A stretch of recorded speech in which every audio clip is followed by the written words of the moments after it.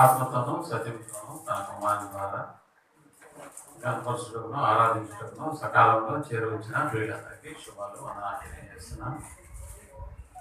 ప్రియమైనటువంటి దేవుని వల్ల దేవుడు మనకు అనుగ్రహించేటటువంటి ప్రతి ఆయుష్కాల దినాలు మన ఉద్దేశాల ప్రకారం మనం నడుచుకోకుండా దేవుని యొక్క ఉద్దేశాలను నెరవేర్చుకునేటటువంటి కార్యక్రమంలో భాగంగా అనేక అంశాలను గురించినటువంటి విషయాలను మనం తెలుసుకుంటూ ఉన్నాం.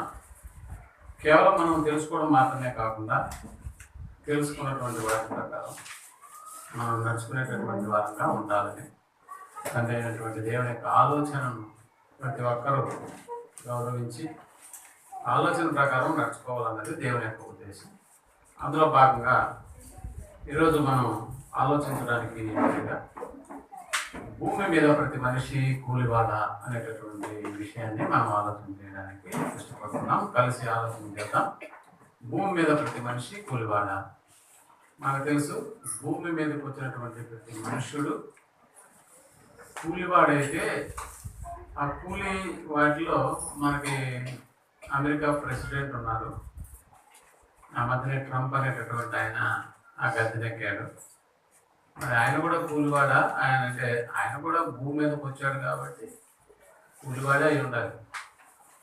అలాగని చెప్పి మనుషులు ఏర్పరచుకున్నటువంటి అధికారంలో ఒకడు నిలబడినప్పుడు అతడు కూలివాడు కాకుండా ఉంటాడా అనేటటువంటి విషయాన్ని మనం పరిగణలోకి తీసుకున్నప్పుడు దేవుని దృష్టిలో ప్రతి ఒక్కరు కూడా కూలి వాళ్ళలాగానే ఉంటారన్న సంగతి మనం జ్ఞాపకం చేసుకోవాలి. నిజానికి భూమి మీద వచ్చినటువంటి ప్రతి మనుషుడు కూడా తన యొక్క బ్రతుకు జీవిత కాలంలో కూలివాడే అన్న సంగతుల గురించి లేఖనాలు మనకి చాలా స్పష్టంగా మనకి అవి అర్థమయ్యే రీతిలో తండ్రి దేవుడు మన కొరకు రాయించాడు. అంటే భూమి మీదకి వచ్చిన ప్రతి మనిషి తన జీవనోపాధి కొరకు ఏదో ఒక పనిని అతడు కలిగి ఉంటాడన్న సంగతి మనకు తెలుసు. అంటే పని చేయగలిగినటువంటి ఆ కార్యక్రమాన్ని ప్రతి మనుషులు కలిగి ఉంటాడు. మనకు తెలుసు, ప్రపంచ దేశాలు ఈనాడు ఎన్నో రంగాలలో వాటిని యొక్క అభివృద్ధిని సాగిస్తూ అభివృద్ధి పదంలో ముందుకు తీసుకెళ్తున్నాయన్న సంగతి తెలుసు. టెక్నాలజీ పరంగా మనం ఆలోచన చేస్తే చైనా దేశాన్ని మనం పరిగణలోకి తీసుకున్నప్పుడు చైనీయులు చాలా అడ్వాన్స్డ్ టెక్నాలజీని ఉపయోగిస్తూ ఉంటారు. మనకు తెలుసు, చిన్న చిన్న ఎలక్ట్రానిక్ వస్తువులు కూడా ఆ దేశం నుంచి వస్తున్నటువంటిది. అంటే ఎన్నో రంగాల్లో అభివృద్ధి అనేటటువంటిది సాగిస్తున్న ఆ అభివృద్ధి అనేది దేని మీద ఆధారపడి ఉంటుంది అంటే కూలి వాళ్ళ మీదనే ఆధారపడి ఉంటుంది. ఒక ఎత్తైన కట్టడం కట్టారనుకోండి, అంటే మనకు తెలుసు ఎంత గొప్ప నిర్మాణాలు భూమి మీద జరిగించినా కూడా మనకు తెలుసు, ఎమిరేట్స్ అనే దుబాయ్లో 160 అంతస్తుల బుర్జ్ ఖలీఫా అనేటటువంటి భవనం నిర్మాణం జరిగినా నిజంగా దాన్ని నిర్మించింది ఎవరు అని అంటే కూలివాళ్ళే. అంటే దాన్ని నిర్మించింది కూలివాళ్ళే అన్న సంగతి మనకి బాగా జ్ఞాపకం చేసుకోవాలి. కానీ కూలి వాళ్ళ గురించి ఎవరైనా ఆలోచన చేస్తారా అని అంటే ఎవరో ఆలోచన చేయరు. నిజానికి ఆ దేశంలోకి వెళ్ళి 160 అంతస్తుల పనిలో భాగంగా కూలి వాళ్ళలో పనిచేసేటువంటి వాళ్ళు మన భారతీయులు కూడా ఉన్నారన్న సంగతి మనం జ్ఞాపకం చేసుకోవాలి. అంటే ప్రపంచ దేశాలలో ఉన్నటువంటి వాళ్ళు చాలామంది కూలి వాళ్ళుగా ఒక దేశం నుంచి మరొక దేశానికి వాళ్ళు వలస వెళ్తుంటారన్న సంగతి కూడా మనకు తెలుసు. అంటే సంపన్న దేశాలు అని చెప్పుకుంటున్నటువంటి అనేక దేశాల్లో కూడా వారి రాజ్యాలు లేకపోతే వాళ్ళు కట్టినటువంటి కట్టడాలు వీటన్నిటిని మనం గమనించినప్పుడు వాటి వెనుకాల కష్టపడినటువంటి వాళ్ళు ఎవరయ్యా అని అంటే కూలి వాళ్ళే. అంటే కూలి వాళ్ళ యొక్క ప్రాతినిధ్యం ఎంత గొప్పదో మనకు బాగా తెలుసు. అందుకని ఒక ప్రాంతంలో పనులు లేకపోతే తమ పొట్టను చేత పట్టుకొని మీరు అప్పుడప్పుడు రైల్వే స్టేషన్లో గమనిస్తే చిన్నపిల్లల దగ్గర నుంచి మూట మూలి అన్నిటినీ సర్దుకొని కుటుంబం ఒక ప్రదేశం నుంచి మరొక ప్రదేశానికి ఏం చేస్తుంటారంటే వలసలు వెళుతుంటారన్న సంగతి మనకు తెలుసు. అంటే కారణం తమ కష్టానికి తగినటువంటి ఫలితం అనేటటువంటిది వారున్న ప్రదేశాలలో లేకపోవడం వల్ల ఇతర దేశాలకు కూడా వెళ్ళిపోతుంటారన్న సంగతి కూడా మనకు తెలుసు. మన దేశం నుంచి చాలా మంది కూడా పరాయి దేశాలకు వెళ్ళిపోతున్నారు. అంటే దేన్ని బట్టి వెళ్తున్నారు? అక్కడ ఏదో పోయి రాజ్యం ఏలడానికి కాదు, కూలి పనుల కోసం అన్న సంగతి మనకు తెలుసు. అంటే ప్రపంచ దేశాల్లో ఈనాడు మనకు తెలుసు ప్రపంచ వండర్స్ ఆఫ్ ద వరల్డ్ అనే సంగతుల గురించి కూడా మనం మాట్లాడుకుంటున్నాం. అంటే ఈ వండర్స్ అనేటటువంటి వాటిని ఈనాడు ప్రజల నోళ్ళలో నిలుపుతున్నాయి. ఏంటయ్యా వండర్స్ అని అంటే వాటిని కట్టినటువంటి వాళ్ళు ఎలా నిర్మించారు అన్న సంగతులు కూడా ఎప్పటికీ అర్థం కానటువంటి పరిస్థితి. అంటే గాజాలో ఉన్నటువంటి పిరమిడ్స్ కావచ్చు, ఇండియాలో ఉన్నటువంటి తాజ్మహల్ కావచ్చు, ఫ్రాన్స్లో ఉన్నటువంటి ఈఫిల్ టవర్ కావచ్చు. అంటే ఇవి ప్రపంచానికి పేరెన్నికను తెచ్చేటటువంటి కట్టడాలు. ఆ కట్టడాలలో పనిచేసినటువంటి వారిని ఎవరైనా గుర్తించుకుంటారా అని అంటే ఒక్కను కూడా గుర్తించుకోమన్న సంగతి మనకు తెలుసు. అంటే అవన్నీ ఒక సాధారణమైనటువంటి కూలీల చేతనే ఏం చేపట్టాయంటే నిర్మించబడ్డాయన్న సంగతి మనకు తెలుసు. సాధారణమైనటువంటి కూలి వాళ్ళు అలాంటి సాధారణమైనటువంటి కూలి వాళ్ళకు నిజంగా మనం ఇచ్చేటటువంటి గుర్తింపు ఎలా ఉంటుంది అని అంటే ఆడ పనుడు అనే సంగతి మనం జ్ఞాపకం చేసుకోం. ఆ మధ్య ఓట్ల ఎలక్షన్స్ అప్పుడు ఒకనాడు ముఖ్యమైన అంటే మినిస్టర్గా పనిచేసినటువంటి నారాయణ గారు ఈ వీధిలోకి వచ్చినప్పుడు ప్రతి కుటుంబం ఆయన మీద పూలదల్లులు కూడా గుర్తించినటువంటి దాఖలాలు నాకు తెలుసు. ఆయన వస్తున్నప్పుడు ఆయనకు ఎదురెళ్ళి నమస్కారాలు చేసి ఆయనతో కరచాలనం చేసేదానికి మనుషులు ఇష్టపడ్డారు. అంటే ఒక మినిస్టర్ హోదాలో రిటైర్డ్ అయిపోయి మళ్ళా కూడా ఆ మినిస్టర్ హోదాన్ని దక్కించుకోవడానికి అధికారాన్ని చేకించుకోవడానికి వచ్చినటువంటి ఆయన విషయంలో మనుషులు ఎలా రియాక్ట్ అవుతున్నారో మనం ఆలోచించగలిగితే అదే చాలాసార్లు కూడా అంటే ఆయన ఎప్పుడూ ఒక 5 ఏళ్ళకు ఒకసారి మాత్రమే మన ప్రాంతానికి వస్తారు. కానీ ప్రతిరోజు కాలువలు పూడికి తీసేవాడు వస్తూ ఉంటాడు. అంటే కాలువలు పూడికి తీసేటటువంటి వానికి ఇచ్చినటువంటి గౌరవ మర్యాదలు నిజంగా ఎక్కడా కనపడవు. నువ్వు కాలువలు పూడికి తీసేవాడు అయితే కొంచెం కూర్చో, టీ తాగు, మంచినీళ్ళు తాగుతావా, టిఫిన్ తిన్నావా అని ఎవరన్నా అడుగుతారు అంటే ఎవరు అడగరు. కారణం ఏంటి? ఎవరు అని అంటే పనోడు, కూలివాడు. అంటే తన కష్టాన్ని నిజంగా వేరేవాడికి అమ్ముకుంటేనే తప్ప తన భార్య పిల్లలను తల్లిదండ్రులను సాగేటటువంటి పరిస్థితి ఉండదు. అంటే సమాజంలో కూలివాడికి ఇచ్చేటటువంటి గౌరవ మర్యాదలు ఏమి పెద్దగా కనిపించవు మనకు. ఆడికేంటి ఇచ్చేది? ఒక కార్పొరేటర్కి మనం గౌరవాన్ని ఇస్తాం, కానీ అదే ఒక కాలువలు లేకపోతే వీధులు దిమ్మేటటువంటి వాళ్ళకి ఏమైనా గొప్ప అర్హతను లేకపోతే గొప్ప స్థాయిని మనం ఏమైనా కట్టబెడతామని అంటే లేదు. నిజానికి మనం ఆలోచన చేసినట్టుగా ప్రపంచ దేశాలలో తాజ్మహల్ అనేటటువంటిది ప్రపంచ వింతలో ఒకటైనప్పటికీ ఏమిటి నేను తాజ్మహల్ కట్టిన వాళ్ళలో ఒకడిని అని ఒకడు మన దగ్గరకు వచ్చాడు అనుకోండి, వాడినైనా ఏ రకంగా చూస్తాం మనం? చాలా కూలివాడిగానే వాడిని చూస్తాం. ఈఫిల్ టవర్లు కట్టినటువంటి కూలీలో నేను ఒకడిని అని చెప్పినా కూడా ఎవరు వాడిని పట్టించుకోరు. అమ్మో ఈఫిల్ టవర్ కట్టించింది ఈయన అని అంటే ఆ కట్టించిన ఆయనకు ఉన్నటువంటి గౌరవ మర్యాదలు కట్టినటువంటి వాడికి అస్సలు ఉండవు. తాజ్మహల్ కట్టించినటువంటి ఆయనకే పేరు ప్రఖ్యాతలు వస్తాయేమో కానీ షాజహాన్ గారికి మరి కట్టినటువంటి కూలీలకు అలాంటి గౌరవం ఏది దొరకదన్న సంగతి మనకు తెలుసు. అంటే ఈఫిల్ టవర్ కానీ అలాగే కట్టిన తాజ్మహల్ ఉన్నటువంటి దేశాన్ని కానీ లేకపోతే గాజాలో ఉన్నటువంటి పిరమిడ్లు కానీ అంటే ఆ దేశాన్ని కీర్తిస్తారేమో కానీ ఆ పని చేసినటువంటి కూలి వాళ్ళను మాత్రం గుర్తించడం అనేటటువంటిది జరగదన్న సంగతి మనకు తెలుసు. గుర్తించదు, ఇంకా చెప్పాలంటే గౌరవించదన్న సంగతి కూడా మనకు బాగా తెలుసు. అందువల్ల ఆ ఖ్యాతి అనేటటువంటిది ఎవరికైనా వస్తుందని అంటే ఒక యజమానికి మాత్రమే వస్తుంది. అందుకని ప్రియమైనటువంటి వాళ్ళ కొన్ని దేశాల్లో కూలివారి మొర అనేటటువంటిది వింటున్నప్పుడు నిజంగా వాళ్ళు కొన్నిసార్లు ఆ వాట్సాప్లో వాటిలో వాళ్ళు చెప్తూ ఉంటారు, నేను ఏదో ఒక పని కోసం ఈ దేశం వచ్చాను, కానీ ఈ దేశం వాళ్ళు నన్ను పెడుతున్నటువంటి హింసలు దయచేసి నాకు సహాయం చేయండి, నన్ను ఎలాగైనా ఈ దేశం నుంచి మా దేశానికి తీసుకెళ్ళండి అనేటటువంటి ఆ మొర కూడా వినిపిస్తూ ఉంటారు. అప్పుడప్పుడు మాకు వాట్సాప్లో వాటిలో కూడా వస్తూ ఉంటారు. అంటే మమ్మల్ని కాపాడండి అనేటటువంటి విషయం అని చెబుతూ ఉంటారు. అయినా కూడా కూలీల పరిస్థితి ఎంత దారుణంగా ఉంటుందో అన్న సంగతి కూడా మనకి బాగా తెలుసు. అయితే ప్రియమైనటువంటి వాళ్ళరా ప్రతి వాడు కూడా తానున్నటువంటి పరిస్థితి బాగలేదనే చెప్పుకుంటూ ఉంటాడు. అందుకని ఎప్పుడు కూడా కూలి వాళ్ళ యొక్క స్థాయి ఎలా ఉంటుంది అని అంటే అసలు ఎవరు కూడా పట్టించుకున్నటువంటి పరిస్థితి. ఆ మధ్య ప్రధానమంత్రి గారు కూడా రోడ్లు ఊడుస్తానని స్వచ్ఛ భారత్ అనేటటువంటి కార్యక్రమంలో ఒక ఫోటోల కోసం చీప్రగత పట్టుకొని తిరిగాడేమో కానీ నిరంతరం తన వీధిని తాను శుభ్రపరుచుకుంటూ ఉంటాడా అంటే జరగదు. ఎందుకంటే ఆ పని చేయాల్సింది కూలివాడే అనేటటువంటిది. అందుకని కూలికను తీసేటటువంటి వాడిని మనం లెక్కలకి అస్సలు తీసుకోమన్న సంగతి మనకు తెలుసు.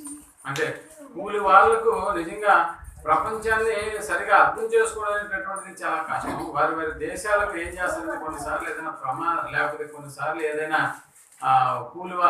ఏదైనా ఒక దేశాల మధ్య విపత్కరమైనటువంటి పరిస్థితులు ఏర్పడినప్పుడు కూడా ఏ దేశం వాడు ఆ దేశానికి వెళ్ళిపోవాలని వాళ్ళు ఏం చేస్తారంటే తరిమేస్తారు. ఫలానా దేశం వాళ్ళు మా దేశంలో ఉండడానికి లేదు అనేటటువంటి ఆలోచనతో ఆయా దేశాల్లో ఉన్నటువంటి మనుషులను వారి వారి దేశాలకు వెళ్ళిపోవాలని ఆజ్ఞాపిస్తారు. అదే అధికారులు అయితే ఏం చేస్తారంటే వాళ్ళకి ఇలాంటి రిస్ట్రిక్షన్స్ వర్తింపకుండా చేస్తారన్న సంగతి. అందుకనే ప్రపంచంలో ఉన్నటువంటి నేడు ప్రపంచ జనాభా దాదాపుగా 900 కోట్ల మందిలో ఎంతమంది ప్రత్యేకత కలిగినటువంటి వాళ్ళు ఉన్నారో మనకు బాగా తెలుసు. ప్రపంచ దేశాలలోనే కుబేరులు ఎంతమంది అంటే ఒక లెక్క మన దగ్గర ఉంటుందా? ఉంటుంది. దాదాపు ప్రపంచ దేశాల్లోనే ఈయన సంపన్నుడు అండి, ఈయన స్థానం 1వ నెంబర్ అని అన్నప్పుడు ప్రపంచ దేశాల్లో ఉన్నటువంటి ప్రతి మనుషునికి యొక్క ఆర్థిక పరిస్థితిని మనం అంచనా వేసినప్పుడు ఇదిగో ఫలానా వ్యక్తి గొప్పవాడు. దేంట్లో గొప్పవాడు? ధనంలో గొప్పవాడు. ఇతనికన్నా మించిన ధనం ఎవరికీ లేదు అనేటటువంటి మాటలు కూడా మనకి వినిపిస్తూ ఉంటాయి. అంత మాత్రమే కాదు, ఇతను మంచి వ్యాపారవేత్త, ఇతను ఒక దేశానికి ప్రధానమంత్రి, ఇతను ఒక దేశానికి ఇంకా చెప్పాలంటే ఒక దేశానికి హోమ్ మినిస్టర్, లేకపోతే ఇలాంటి అత్యున్నతమైనటువంటి పదవులను స్వీకరించినటువంటి ఆ మాటలు కూడా మనం ఏం చేసుకుంటామని అంటే వింటూ ఉంటాం. ఇతను ఒక దేశానికి ప్రధాని, ఇతను ఒక రాష్ట్రానికి ముఖ్యమంత్రి, ఇతను ఒక రాష్ట్రానికి మినిస్టరు. నిజానికి మనం ఆలోచన చేస్తే ఈనాడు ట్రంప్ అనేటటువంటి ఆయన అమెరికా దేశానికి అధ్యక్షుడని మనం అంటున్నాం.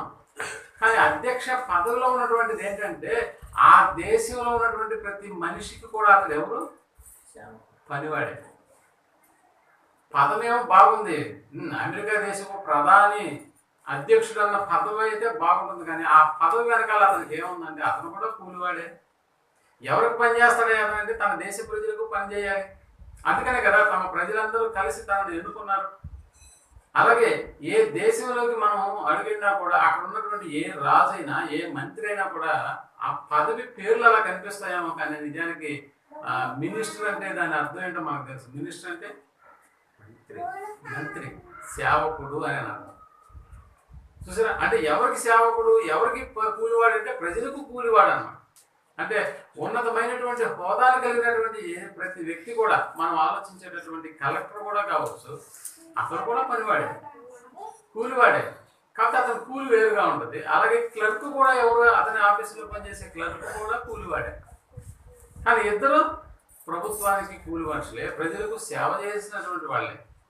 అయితే ప్రేమటువంటి వాళ్ళరా ప్రపంచంలోకి వస్తున్నటువంటి ప్రతి మనిషిని కూడా అంటే వాళ్ళ యొక్క హోదాలు, వాళ్ళ యొక్క అధికారాలన్నింటినీ కొంచెం పక్కన పెట్టేస్తే ప్రపంచంలోకి ఈనాడు పుడుతున్నటువంటి ప్రతి మనిషి, పుట్టినటువంటి ప్రతి మనిషి విషయంలో, పుడుతున్నటువంటి వాళ్ళ విషయంలో దేవుని యొక్క దృష్టి ఎలా ఉంటుంది అంటే ఈ దేవుని యొక్క దృష్టి ఎలా ఉంటుందో ఒకసారి మనం యోబు గ్రంథంలోకి వెళ్ళి 7వ అధ్యాయము 1వ వచనాన్ని మనం ఆలోచించగలిగితే ఏ దృష్టితో మనుష్యులను ఆయన చూస్తున్నాడు అన్న సంగతిని మనం జ్ఞాపకం చేసుకుంటే చక్కటి లేఖనం మనకు కనిపిస్తుంది. ప్రేమటువంటి వాళ్ళ 7వ అధ్యాయము యోబు గ్రంథము 1వ వచనాన్ని అదిగో భూమి మీద నరుల కాలము యుద్ధ కాలము కాదా అన్నాడు. నరుల కాలము యుద్ధ కాలము కాదా? వారి దినములు అసలు ఈ యుద్ధ కాలం కాదా అనడానికి ఈ యుద్ధ కాలం కాదా అంటే ఎలా ఉంటుంది? ఒక యుద్ధాన్ని జరిగించేటటువంటి ప్రదేశాలు మీరు ఆలోచన చేయండి. యుద్ధాలు జరుగుతున్నప్పుడు ఉన్నటువంటి ప్రజల యొక్క ఆందోళన ఎలా ఉంటుందో మీరు గమనించగలిగితే ఎలా ఉంటుందని మీరు ఒకసారిగా అంటే మనుషులకు ఇచ్చినటువంటి కాలం యుద్ధ కాలం అని మనం చదువుకున్నామే కానీ ఎప్పుడు కూడా ఆ స్థితిలోకి వెళ్ళి మనం ఆలోచించడం లేదు. ఒకసారి మీరు ఎప్పుడైనా నేషనల్ జియోగ్రఫిక్ ఛానల్ జంతువులను గురించి అధ్యయనం చేసేటటువంటి వాళ్ళు ఏం చేస్తారంటే కొన్ని ప్రాంతాల్లో కెమెరాలు పెట్టేసి వీళ్ళు వచ్చేస్తారు.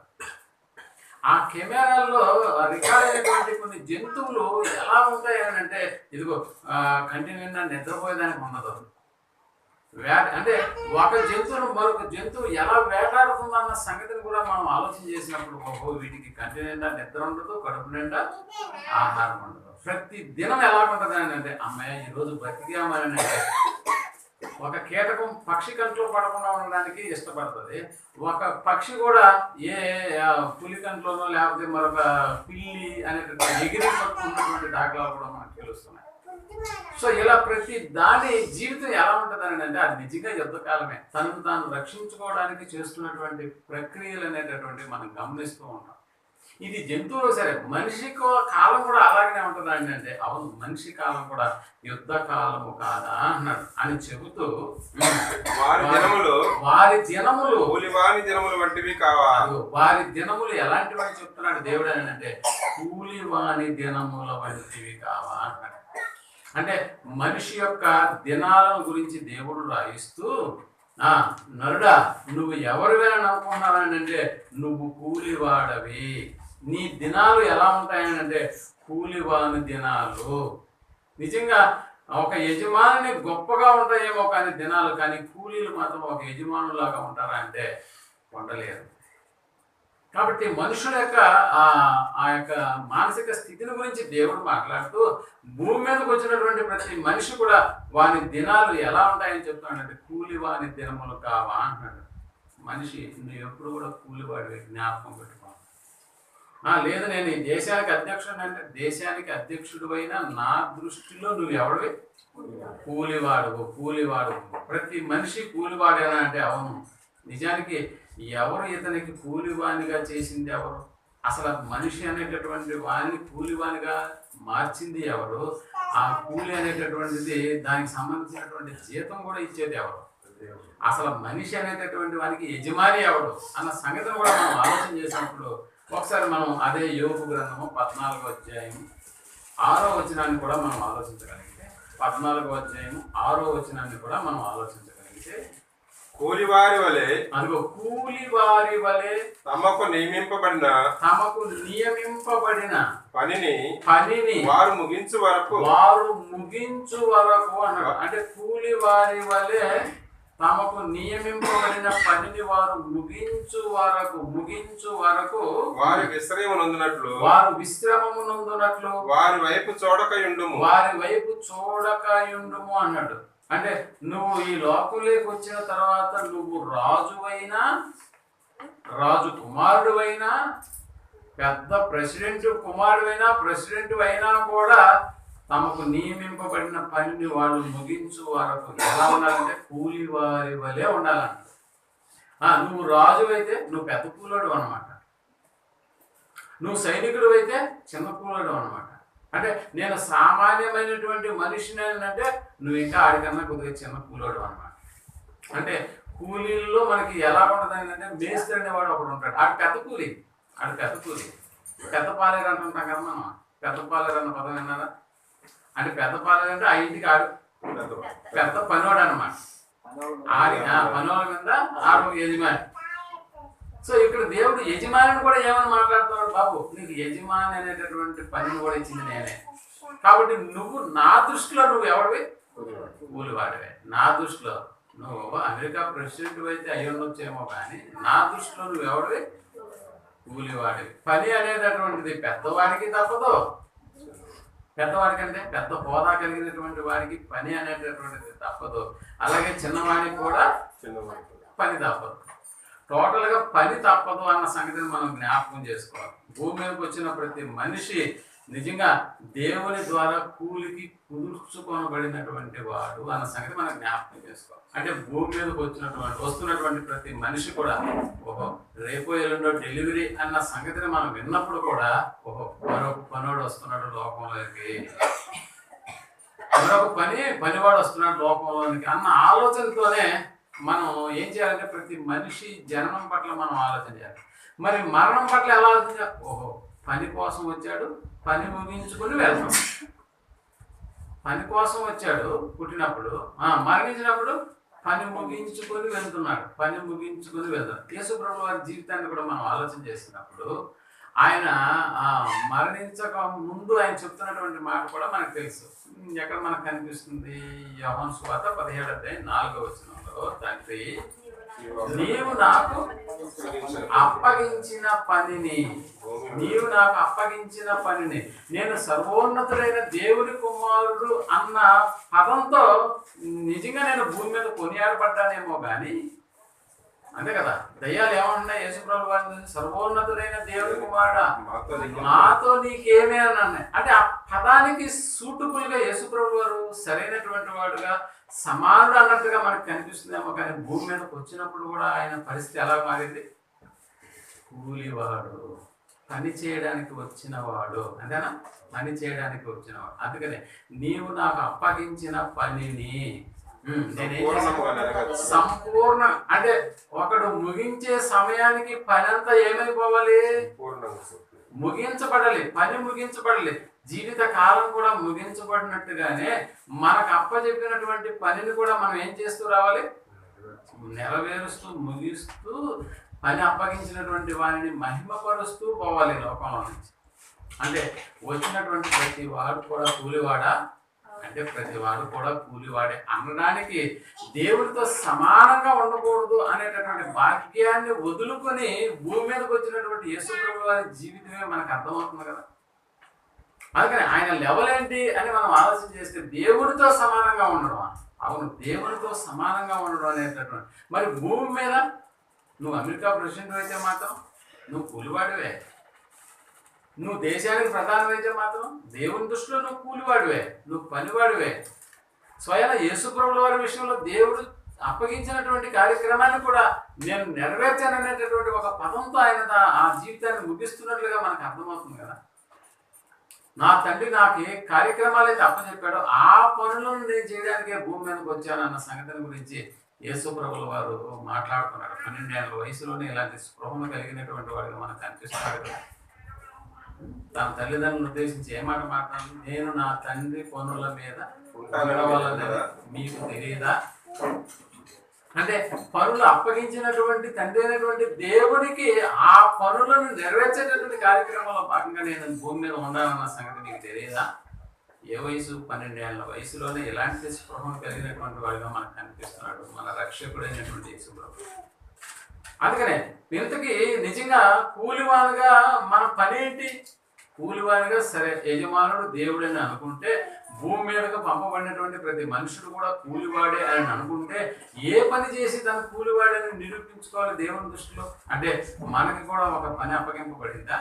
అవును, యేసుప్రభుల వారికి అప్పగింపబడినప్పుడు మరి ఆయన స్వరూపం, ఆయన పోలికతో పుట్టినటువంటి మనకు కూడా పని అనేటటువంటిది లేకుండానే కూలివాడని పిలుస్తాడు దేవుడు? లేదు. అంటే మనకు కూడా పని అప్పచెప్పాడు. ఏంటి ఆ పని? ఎఫెసీయులకు రాసిన పత్రిక 2వ అధ్యాయం 10వ వచనాన్ని మనం ఆలోచన చేసి, మరియు వాటి యందు మనం నడుచుకొనవలెనని దేవుడు ముందుగా సిద్ధపరిచిన సత్క్రియలను చేయుటకై ముందుగా సిద్ధపరిచిన సత్క్రియలు అని అంటే మీకు ఇంతకుముందు కూడా దాన్ని వేయడమని చెప్పాము. సత్ అంటే వాక్యం, సత్ అంటే సత్యము, నీ వాక్యమే సత్యము. క్రియలు అంటే వాక్యమునకు సంబంధించినటువంటి పనులు. అంటే దేవుడు ముందుగా వాక్యములకు సంబంధించినటువంటి పనులను సిద్ధపరిచాడు. ఆ పని చేయడానికి ఇప్పుడు ఎవరిని పంపిస్తున్నాడు? లోకంలోనికి మనుషులను పంపిస్తున్నాడు. అంటే నిజానికి మనం ఆలోచన చేస్తే తల్లి గర్భంలోకి ప్రవేశపెడుతున్నప్పుడు తల్లి గర్భంలోకి నువ్వు మాత్రమే ఎందుకు వచ్చావు? నీతో పాటు పరుగులు తీసినటువంటి వాళ్ళందరూ ఎందుకు రాలిపోయారు తెలుసా? వాళ్ళకి పని లేదు భూమి మీద. కాబట్టి దేవుడు వారిని సెలెక్ట్ చేయలేదు. పని చేయడానికి నువ్వే సమర్థుడు అని నిన్ను ఈ లోకానికి పంపించినటువంటి దాఖలాలు మనకు కనిపిస్తున్నాయి. అందుకనే ఆయన చెప్తూ ముందుగా సిద్ధపరచిన సత్క్రియలను చేయుటకై మనము క్రీస్తు యేసునందు సృష్టింపబడిన వారమై ఆయన చేసిన పని అయి ఉన్నాము. పని అంటే మనిషి ఈజ్ ఈక్వల్ టు పని ఈజ్ ఈక్వల్ టు కూలివాడు. అర్థమవుతుంది? అంటే ఇప్పుడు మనిషి అంటే ఎవరో అర్థమైంది, మనిషికి అప్పచెప్పినటువంటి పని కూడా మనకు అర్థమైంది. కాబట్టి ఆ పని చేయాలనేటటువంటి ఆలోచన తండ్రి అయినటువంటి దేవుని, ఆ పని చేయడానికి అవసరమైనటువంటి వాటన్నింటినీ దేవుడు మన కొరకు ముందుగానే ఏర్పాటు చేశాడంటే అన్నిటినీ, అంటే పుట్టినటువంటి ప్రతి మనిషి కోసం నిజంగా ఆ పని కోసం పుడుతున్నాడన్న సంగతిని ఏనాడైనా ఏ మనిషి అయినా గ్రహించాడా? ఏ మనిషి కూడా గ్రహించలేదు. ఇక్కడికి వచ్చి ఏమని అంటాడంటే నేను ఒక అధికారిని అంటాడు, నేను ఒక కలెక్టర్నే అని అంటాడు, అంటే నేను ఒక ఫలానవాణ్ణి అని చెప్పుకుంటాను. అంటే అధికారిని అని చెప్పి అధికారం చూపిస్తావా, లేకపోతే రాజుని అని చెప్పి రాజుగా ప్రవర్తిస్తావా, ఒకవేళ ముఖ్యమంత్రి అని ముఖ్యమైనటువంటి వాడిగా ప్రవర్తిస్తావా? నిజంగా పనివాడిగా నిన్ను కుదుర్చుకున్నాడని అంటే నీ యజమానుడు ఎవరో తెలుసా? నీ యజమానుడు నువ్వు చేసేటటువంటి కూలి పని మీద అతడు అధికారి ఉన్నాడన్న సంగతి నువ్వు జ్ఞాపకం చేసుకోవాలి. అందుకని నీ యజమానికి నువ్వు చేసే ప్రతి పనిలో లెక్క చెప్పవలసినటువంటి వాడవై అన్నావు. ఎందుకంటే మనం కూలి వాళ్ళం, భూమి మీదకు పంపబడిన ప్రతి ఒక్కడు కూడా కూలివాడు. ఒకసారి చూడండి, ఈ విషయాన్ని మనకు అర్థం చేసుకోవడానికి, అర్థం అవ్వడానికి కూడా యేసు ప్రభువు వారు ఎన్నో రకాలుగా ఉపమానాలు అనేటటువంటివి చెప్తున్నాడు. అంటే లోకంలో ఉన్నటువంటి వాటిని తీసుకుంటాడు, పరలోక సంబంధమైనటువంటి విషయాలను మనకు తెలియజేస్తాడు. మనం చదువుకున్నటువంటి లేఖన భాగమైన మత్తయి రాసిన సువార్త 20వ అధ్యాయం 1వ వచనం నుండి మనం ఆలోచించగలిగితే, ఎలాగనగా పరలోక రాజ్యము, అది దేన్ని మాట్లాడుతున్నాడు ఇక్కడ? పరలోక రాజ్యం అని మాట్లాడు, భూలోక రాజ్యాల గురించి మాట్లాడలేదు.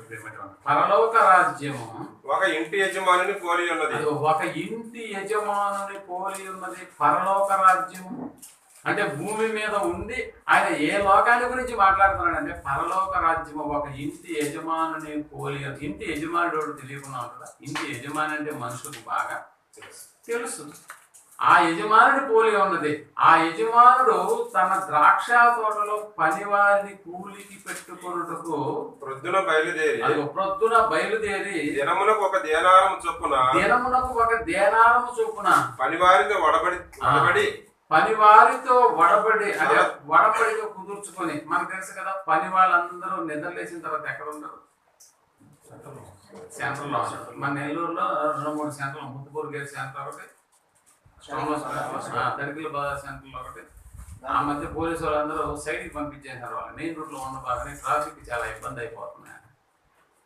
ఆ బీవీఎస్ స్కూల్ వెనక పక్క నిలబడాలి వాళ్ళందరూ.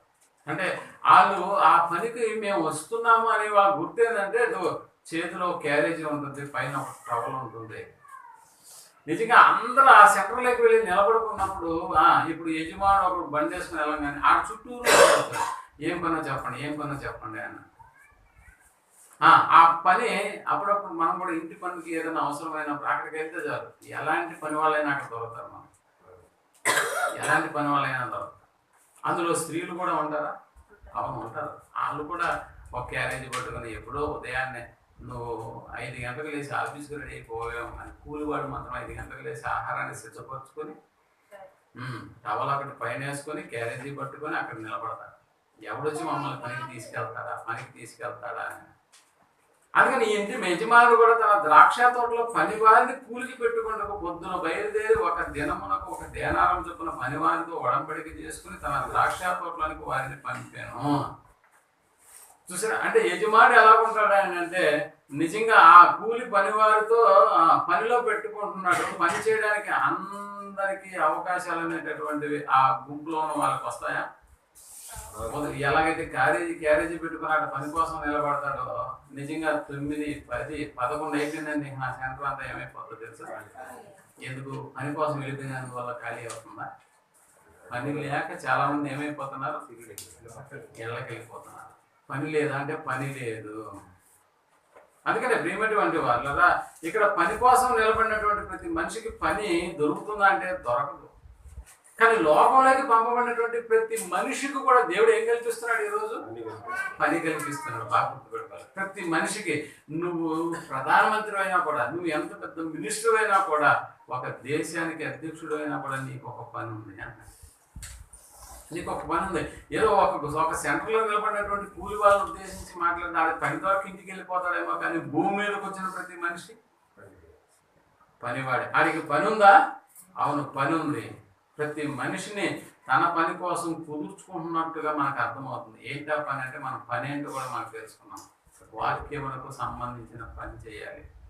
ఆ పని చేసే ప్రతి వాడు కూలివాడు, దేవుడు యజమానుడు అన్న సంగతి మనం జ్ఞాపకం చేసుకోవాలి. అందుకని ఈ యజమానుడు అంట ఇదిగో ఒక ధ్యానారం చొప్పున వడంబడిక చేసుకుని తన ద్రాక్ష తోటలోకి పంపాడు. తర్వాత దాదాపు 9 గంటలకు వెళ్ళాడు. మళ్ళా సంత వీధిలో ఇంకా పని వాళ్ళు అక్కడే ఉన్నారు, కొంతమంది పోలేదు. మళ్ళీ వాళ్ళతో కూడా అడంబడిక చేసుకున్నాడు. ఆ తర్వాత మళ్ళా ఎన్ని గంటలకు పోయాడంట?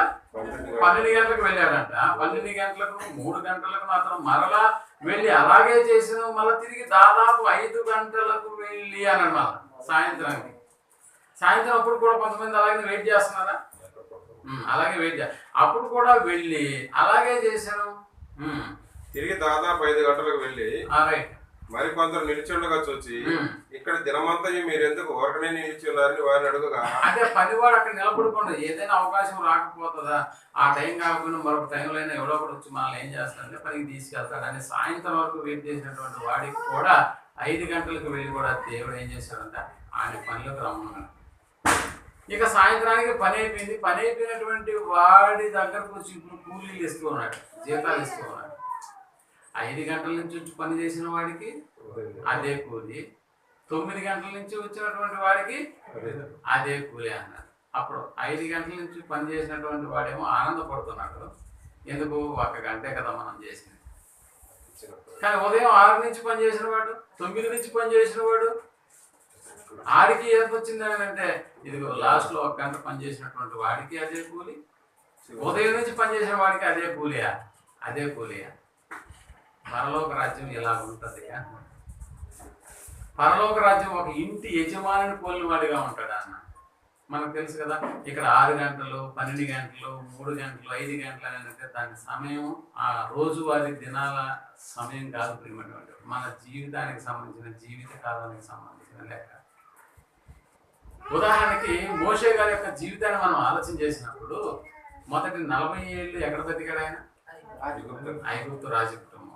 మిగతా 40 ఏళ్ళు ఎక్కడ బతికాడు? ఎవరు? మామ దగ్గర, ఇద్దరు మామ దగ్గర ఉన్నాడు.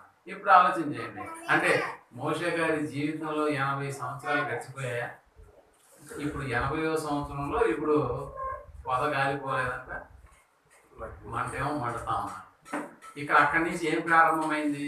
బాబు నువ్వు వచ్చింది పని కోసం, ఆ పనిని వదిలిపెట్టి నువ్వేం చేస్తున్నావు? గొర్రెలు మేపుకుంటూ ఉన్నావు. అంటే ఇప్పుడు ఎంత టయానికి ఈయన పనిలోకి పిలిచాడు మీరు ఆలోచన చేయండి. ఈ టైం 4 గంటలకు 3 గంటలకు పిలిచాడు కదా. ఇప్పుడు ఆలోచన చేయండి, ఇప్పుడు మోషే గారికి జీతం ఇవ్వాలంటే సగం వేస్తాడా? గంటలకి వేరియేషన్ చేసేస్తాడా? లే, ఆయనకు కూడా జీతం అనేటటువంటి నిత్య జీవితం అనేటటువంటిది వర్తిస్తుందా? ఆలోచన చేయండి. అంటే దేవుని యొక్క ఉద్దేశాన్ని మనం అర్థం చేసుకుంటే, దేవుని యొక్క పనుల్లో ఏ టైం నుంచి నువ్వు వాడబడుతున్నావు, ఏ కాలం నుంచి నువ్వు వాడబడుతున్నావు ఒక్కసారి నువ్వు ఆలోచన. 80 ఏళ్ళు గడిచిపోయినటువంటి వాడికి అదే నిత్య జీవము. మొదటి నుంచి, ప్రారంభం నుంచి. ఆ మధ్య వర్మాభద్ర అంటున్నాడు, ప్రణీత్ పాండు ఇక్కడే పుట్టారు, ఇక్కడే పెరుగుతున్నాడు, మరి ఇలాంటి భాగ్యం అందరికి వస్తుందా అన్నట్టుగా మాట్లాడతాను. నిజమే, అంటే పుట్టుక నుంచి కూడా వాడి మన యొక్క దిన ప్రవర్తన ఎలా ఉంటుంది? నిరంతరము బైబిల్, దేవుని వాక్యం చదువు అనేది ఓకే, అందరూ చదువుకుంటున్నారు. కానీ ఈ అట్మాస్ఫియర్ అనేటటువంటిది వచ్చి ఇంకా చివరి వరకు బతికాడు అనుకోండి. అదే చిన్నప్పటి నుంచి నాకు ఇతర దేవతలతో సంబంధం లేదు, ఇతర కార్యక్రమాలు నాకు పెద్దగా అవగాహన లేదు, భగవద్గీత ఏంటో తెలియదు, పురాణం ఏంటో తెలిసిందల్లా ఏది? బైబిలే. అంటే ప్రారంభం నుంచి ముగించే వరకు, అంటే తన యొక్క దినాలని ముగించే వరకు ఏ స్థితిలో బతుకుతాడో మీరు ఆలోచన చేయండి. దేవుని యొక్క కార్యక్రమం చూసారా? అంటే ఇప్పుడు ఉదయం 6 గంటల నుంచి పిలుచుకున్నాడు అన్నాడు పనిలేదు.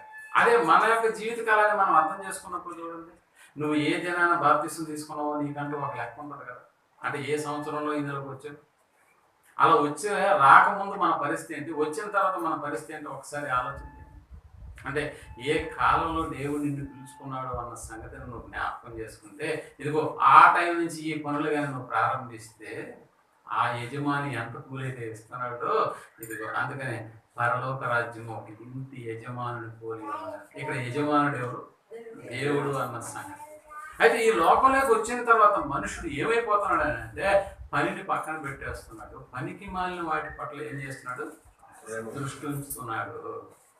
ఒకసారి వాళ్ళ వైఖరి కూడా ఎలా ఉంటుందో చూడండి. యెషయా గ్రంథం 5వ అధ్యాయం 12వ వచనాన్ని మనం ఆలోచించగలిగితే, యెషయా గ్రంథం 5వ అధ్యాయం 12వ వచనాన్ని మనం వారు సితారా స్వరమండల తంబుర సన్నాయిలను వాయించుచు ద్రాక్షారసము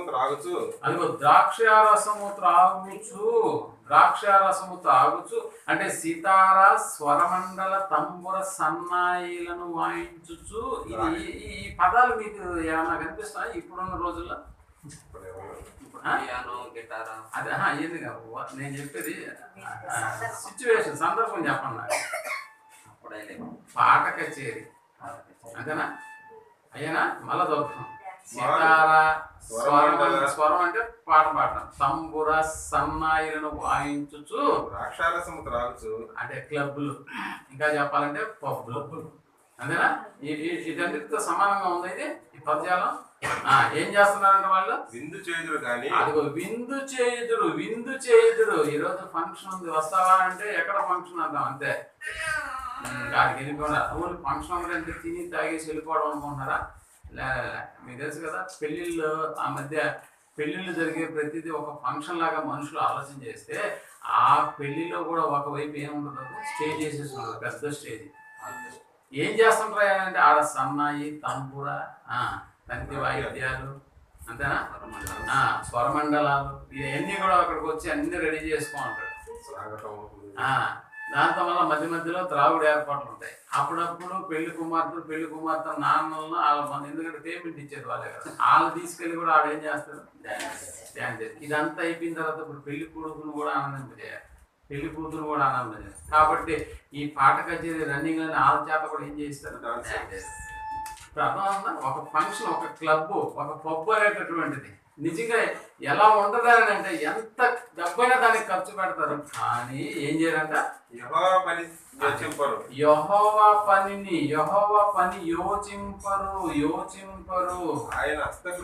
ఆయన హస్తకృత్యములను లక్ష్య పెట్టరు. ఆయన హస్తకృత్యములను లక్ష్య పెట్టరు. నిజంగా దేవుని యొక్క ఆలోచన ఎలా ఉంటుందంటే, భూమి మీదకు నిన్ను పంపించింది ఎందుకు రానంటే పని చేయడానికే ప్రభు. మరి ఏ పనిలో ఉండవు అని అంటే పాట కచేరీలో ఉన్నా, పబ్బుల్లో గడుపుతున్నా, క్లబ్బుల్లో గడుపుతున్నా. అంటే పనివాడు ఎప్పుడు కూడా ఎలా కనిపించాలి, చెప్పండి. మీరు కూడా పని వాళ్ళని పిలిపించుకొని పని చేసుకుంటూ ఉంటారు కదా, మరి మీ దృష్టిలో పనివాడు ఎలా కనిపించాలో మీరు చెప్పండి. అంతేనా?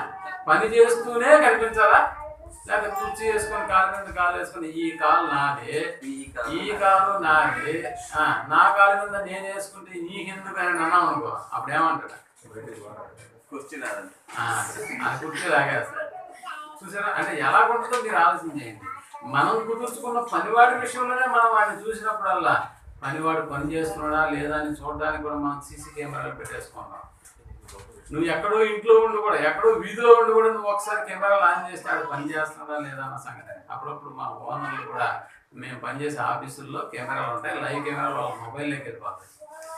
వెంటనే ఒకసారి అయితే నాకు ఫోన్ చేసి మా మేడం గారు అన్నారు, ఆశీర్వాదం వాడు నిద్రపోతా ఉన్నాడు, నువ్వు పోయి వాడిని లేకపోయినా అంటారు. మేము ఎక్కడొచ్చిందో అనుకున్నాను నేను. కాదు కదా, కెమెరాలో బెంగళూరులో ఉంది, ఫోన్ నాకు వచ్చింది, నేను పరిగెత్తుకుంటూ అడిగిపోతే ఎందుకులా పడుకోండి వాళ్ళు కెమెరాలో చూస్తున్నారా వాళ్ళని అంటే అప్పుడు గబగబా లేయాల్సి. వాళ్ళు వ్యాపారాలు వేసుకోలేదు చూడని చూసారా? అంటే ఒక నిగు అనేటటువంటిది వాళ్ళు ఏర్పాటు చేసుకుంటారు. యజమానుడు అంటే అదే కదా, యజమానుడు అంటే అదే. పనికి వచ్చినటువంటి మనము కుర్చీ వేసుకొని మాటలు పెట్టుకొని ఇతర కార్యక్రమాల మీద ఉంటే ఆయన గమనిస్తూ ఉంటాడు యజమానుడు జాగ్రత్తగా. మనం ఏం చేయాలి, పనివాడు ఎప్పుడు కూడా పని చేస్తూ కనిపించాలి. అంతేగాని నీ ఇష్ట ప్రకారం పాట కచేరీలు, డ్యాన్సులు, పబ్బులు, పబ్లిక్ పార్కులు, ఇది దేవుని పని పెట్టుకొని కూడా అనుకున్నాం అనుకో, పరిస్థితి ఎలా ఉంటుంది. యెహోవా పనిని వాళ్ళు ఏం చేయాలంట, యోచింపరు. ఆయన హస్తకృత్యములను లక్ష్య పెట్టరు. నిజానికి పని వాళ్ళే పని కల్పించడానికి దేవుడు సిద్ధంగా ఉంటే నిజంగా ఆయన ఆలోచించండి, ఇంకా ఎంతమంది అయ్యా 900 కోట్ల మందికి ఎంతమంది పనివాళ్ళు కావాలని అంటే ప్రతి ఒక్కడు పనివాడుగా మారితేనే ఆ పని పూర్తి కాదు అన్నట్టుగా.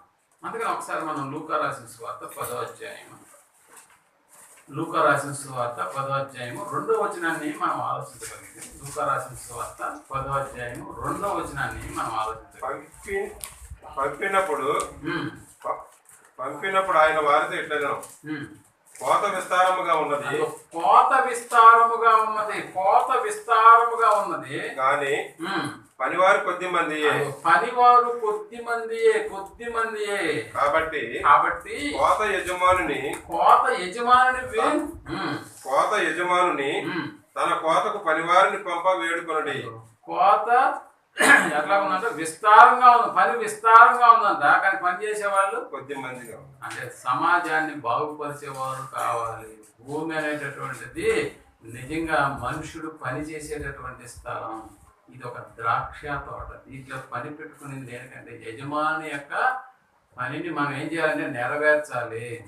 అందుకనే ఆ పని చేసి నిజంగా భూమి మీద దేవుని యొక్క పనిని మనం నిర్వర్తించేటటువంటి వాళ్ళంగా ఉండాలన్న సంగతి గురించి మనం ఆలోచన చేయాలి. ఒకసారి మనం 9వ వచనాన్ని కూడా మనం ఆలోచించగలిగితే 10వ అధ్యాయంలోనే 9వ అందులో ఉన్న రోగులను స్వస్థపరచుడి, దేవుని రాజ్యం మీ దగ్గరకు వచ్చి ఉన్నదని వారితో చెప్పండి. అదిగో దేవుని రాజ్యము మీ దగ్గరకు వచ్చి ఉన్నదని వారితో చెప్పండి. అంటే ఇప్పుడు పని గురించి మాట్లాడమన్నాడు. దేవుని రాజ్యం అనేటటువంటి ఆ పని గురించి ఎక్స్ప్లెయిన్ చేయాలి. మీరు ఏ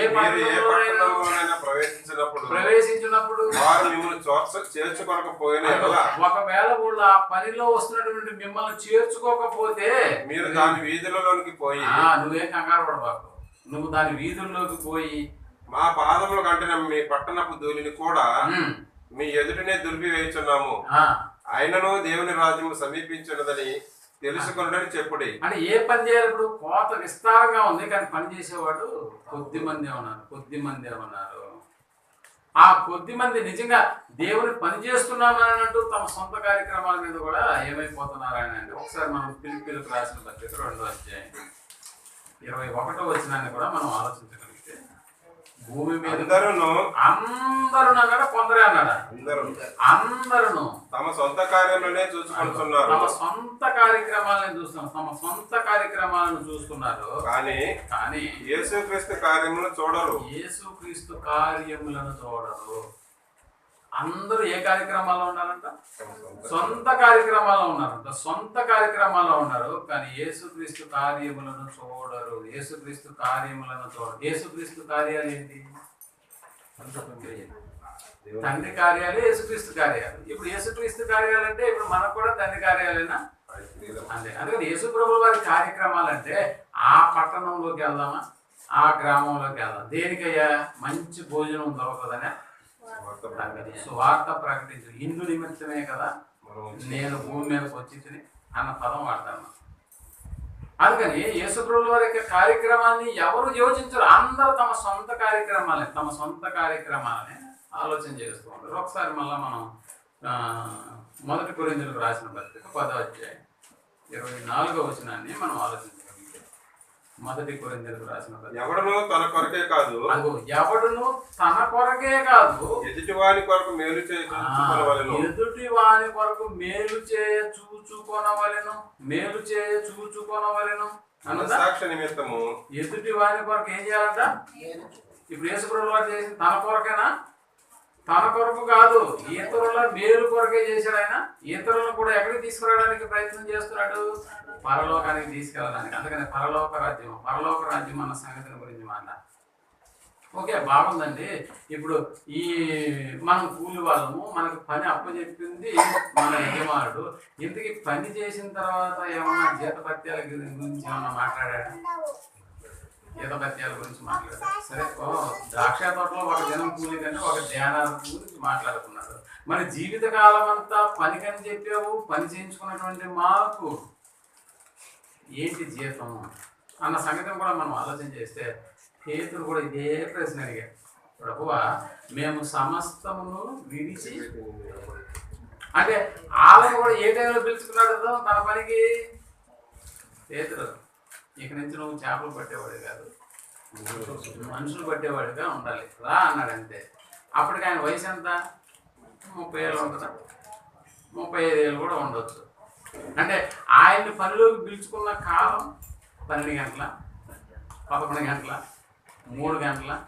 అయినా కూడా అప్పటి నుంచి వచ్చేసి ఆయనతోనే పనిచేస్తున్నటువంటి పేదల గారికి ఉండు అసలు జీవనోపాధికి అవసరమైనటువంటి వల, పడవలు, పనులు అందరినీ వదిలిపెట్టి ఈయన వెనకాల తిరుగుతాను. అసలు ఈయన ఎంత ఇస్తాడో చేత ముందుగా మాట్లాడలేదు మనం. అదే కదా అక్కడ జరిగింది. మామూలుగా ఒక పని మాట్లాడుకునేటప్పుడు ఏం చేస్తాం? ఎంత ఇస్తారు అంతేనా? ఈ పనికి ఎంత ఇస్తారు, లేకపోతే ఈ పనికి నేను ఎంత ఇస్తానని యజమానులన్నా చెప్పాలి, లేకపోతే పని చేయడానికి వచ్చిన కూలోడైనా ఎంత ఇస్తావని అడగాలి. ఆ ఒప్పందాన్ని బట్టి కదా ద్రాక్ష తోట యజమాని కూడా అదే కదా ఒడంబడిక చేసుకుని ఒక దేనాలు అన్న పదాన్ని అక్కడ వాడుతున్నాడు.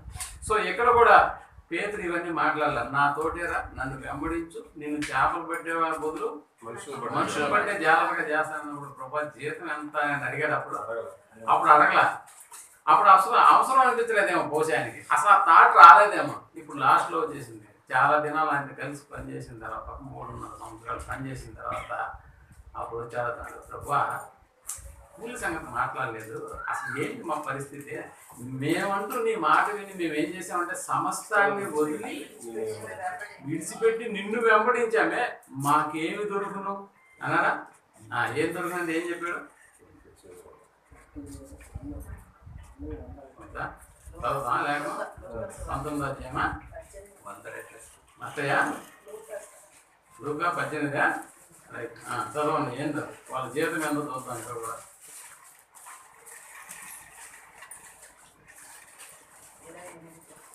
28 రైట్. పేతురు ఇదిగో మేము మాకు కలిగిన విడిచిపెట్టి నిన్ను వెంబడించి అనగా ఆయన దేవుని రాజ్యం నిమిత్తమై ఇంటినైనను భార్యనైనను అన్నదమ్ములనైనను తల్లిదండ్రులనైనను పిల్లలనైనా విడిచిపెట్టిన వాడు ఎవడునైనా మందు చాలా రెట్లను వీళ్ళందరినీ విడిచిపెట్టి దుబాయ్ పోమంటే పోతావు అంతే కదా. అందరూ వస్తారా అక్కడికి? తీసుకోవడానికి కుదరదు, ఎందుకంటే వీసా ప్రాబ్లం, టికెట్ల ప్రాబ్లం అంటారు. అందరినీ విడిచిపెట్టి దుబాయ్లో అయితే ఉంటాము, అందరినీ విడిచిపెట్టి అమెరికాకి అయితే వెళ్తాము, అందరినీ విడిచిపెట్టి దేవుడు మాత్రం వెంబడించమంటే కుదరదు. అలా విడిచిపెట్టినటువంటి ఏకమందు చాలా రెట్లును పరమందు నిత్య జీవనము పొందకపోడని నిశ్చయముగా మీతో చెప్పుచున్నాను. అంటే ఏమేమి ఇస్తున్నాడంట? పేతురు, నువ్వేం అభ్యంతర పడాల్సిన అవసరం లేదు, జీతం నా దగ్గర చాలానే ఉంటాయి, డబ్బు ఉంది, దానికి సంబంధించి అంటే ఇక్కడ ఒక రకంగా చెప్పాలంటే ఆయుష్ ఉంది, ఆర్థికంగా కూడా ఉంది. ఎక్కడ సిటీకి పోదు. రాజీవ్ గాంధీ, ఇందిరాగాంధీ 500 కోట్లు చేసింది ఆస్తి, అది రాజీవ్ గాంధీకి అప్పచెప్పేసింది. ఉందా? రాజీవ్ గాంధీ వచ్చాడు 700 కోట్లు చేశాడు. ఆయన ఉన్నాడా? ఇప్పుడు ఆయన సోనియా గాంధీ 1000 కోట్లు చేశాడు. కొద్ది రోజులు కానీ కూడా దేవుని పని చేస్తే అలా ఉండదు. ప్రేమటువంటి వాళ్ళు ఆయుష్ ఉంటుంది, దాన్ని అనుభవించడానికి కావాల్సిన జీవిత కాలం ఉంటుంది, అదే నిత్య జీవము అన్నాడు. అందుకనే చెప్తాడు ఏకమందు చాలా రెట్లును పరమందు నిత్య జీవం పొందకపోడు అని నిశ్చయముగా అది గ్యారెంటీ అన్నాడు. పేతురుకు ఎంత ఆనందం వేసుకున్నారో చెప్పండి. ఒకసారి మనం 22వ అధ్యాయం ప్రకటన కాలంలో 12వ వచనాన్ని చూద్దాం. 22వ అధ్యాయం లాస్ట్ పేజీ 12వ వచనాన్ని మనం చూస్తున్నాం. ఇదిగో త్వరగా వచ్చుచున్నాను. వాని క్రియ చొప్పున ప్రతి వానికి అనడా కొందరికి అనడా ప్రతి వానికి ఇచ్చుటకు నేను సిద్ధపరచిన జీతము నా యొద్ద ఉన్నది. అంటే ఇప్పుడు ఆయన వచ్చేటప్పుడు ఏం చేస్తాడంట? జీతం ఇవ్వాలంటే ఏం చూడాలా? అటెండెన్స్ చూడాలి. ఇప్పుడు బయోమెట్రిక్ వచ్చేసింది కదా, బయోమెట్రిక్ చర్చిలో కూడా బయోమెట్రిక్ పెడదాం అనుకుంటున్నా. ఎవిడెన్స్ ఉండాలి కదా. మనకంటూ ఒక ఎవిడెన్స్ ఉన్నారు కదా. ఆఫీస్ వరకే ఆయన ఒక 15 నిమిషాలు గ్రేస్ పీరియడ్ అని చెప్పి అదే నేను చెప్పలేదు కరెక్ట్. సో దేవుని రాజ్యం కావాలంటే ఇక్కడికి వచ్చి మనమే బయోమెట్రిక్ వేసుకోవాలి, మనమే డబ్బులు చేసిపోతాం అన్నది. అంతేగాని జీతం అనేది నిత్యం అనేది దేవుడు ఇస్తాడు. సో ఇక్కడ మన పాయింట్ ఆలోచన చేస్తే వాని క్రియ చొప్పున ప్రతి వానికి ఇచ్చుటకు నేను సిద్ధపరచిన జీతము నా యొద్ద ఉన్నది. ఆ మధ్య 30వ తారీఖు నైట్ వాలంటీర్ ఇంటి నిండా ఇంత డబ్బు మూట ఉందంట. ఎందుకమ్మా ఇంత డబ్బు ఉందంటే తెల్లారితే ఇప్పుడు నేను ఏం చేయాలి, ఆడికి ఎత్తుకోపోయి ఏం చేయాలంట, ఈ ఇంటికి తిరిగి ఇచ్చేసేయాలంట.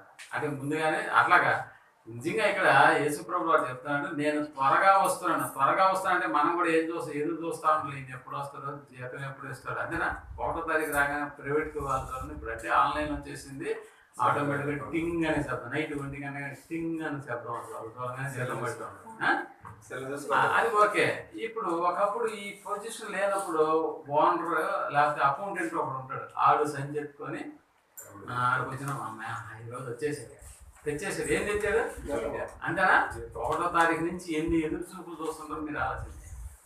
ఎప్పుడైనా ఉందా అలాంటి సిచ్యువేషన్ ఉందా మీ జీవితాల్లో? నా జీవితంలో ఉండదు. అది ఎప్పుడు వస్తాడా, డబ్బులు ఇస్తాడా, తీసుకెళ్ళి అప్పులు కట్టేసేయాలన్నట్టు. అంటే అది వస్తాడా మళ్ళీ డిస్కషన్ పనుల్లో ఈరోజు కూడా రాడంట, అంతేనా? ఈరోజు కూడా రాడు అంటే ఈరోజు కూడా మనకేమీ లేదు, జీతం పనేమో చేసావు, ఇప్పుడు దేనికోసం ఎదురు, జీతం కోసం ఎదురు చూస్తున్నాను. అందుకని యేసుప్రభువు వారు అన్నారు, నువ్వేం కంగారు పడవు, నేను త్వరగా వస్తున్నా. ఎప్పుడన్నా ఆలోచన చేసి హాస్పిటల్కి పోయి ఎప్పుడు వస్తాడో ఆయన, నేనేమో పోతున్నా, జీతం తీసుకుంటానో లేదో అన్నట్టు ఏమన్నా ఉందా? మళ్ళీ బతికి వచ్చేసేయాలి. దేనికి? సొంత కార్యక్రమాలు. అలా కాదు ప్రేమేంటారు అంటే నిత్య జీవం అనేటటువంటిది మనం ఆలోచిస్తే నిజంగా పడుకున్నా లేచినా కూడా ఆయన వచ్చేస్తాడేమో, జీతం తెచ్చే సంచి తెచ్చేస్తాడేమో అనుకో, నిత్య జీవాన్ని తీసుకొని వస్తాడన్న సంగతి నీకు అర్థం అవ్వాలి. అందుకని వాని క్రియ చొప్పున ఏమన్నాడు, ప్రతి వానికి ఇచ్చుటకు నేను సిద్ధపరిచిన జీతము నా యొద్ద ఉన్నది. అంటే దీన్ని బట్టి మనం ఏం చేయాలంటే ఎంతటి ప్రధానమంత్రి అయినా, ఎంతటి మినిస్టర్ అయినా కూడా ఆడాడు పనులు చేసుకుంటూ దేవుని పని చేయాలా? అవును. ఎందుకంటే జీతం ఆయన ఇస్తాడు. అలాంటి వారు ఎవరి పనిలో ఉన్నారా అంటే వారి పనుల్లో ఉంటున్నారు. దేవుని పనిని పక్కన పెట్టేసారు. 1 కొరింథీయులకు రాసిన పత్రిక 3వ అధ్యాయం 8వ వచనాన్ని మనం ఆలోచించగలిగితే, నాటువాడును నీళ్లు పోయి వాడును ఒకటే. అదిగో నాటువాడు అంటే నాటేవాడు అంటే వరి నాటేవాడు. నాటువాడును నీళ్లు పోయి వాడును ఒక్కటే.